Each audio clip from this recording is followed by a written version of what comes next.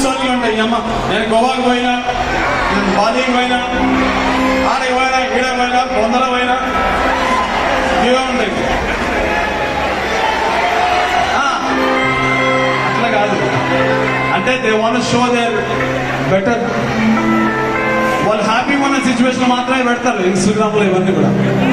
మనమేమనుకోవడం ఏమో జీవితంలో మొత్తం అంతా హ్యాపీగానే ఉండడం, మన బతుకు కష్టాలు అయిపోయినాయి అని అనిపిస్తూ ఉంటుంది. I just want to say that everyone has their own issues, their own problems. So we see one shade of them. It is not everything that they are posting there. ఇన్స్టాల కష్టాలు చూపించుకుంటాగా పైకి నువ్వు చూసేదొకటి, లోపల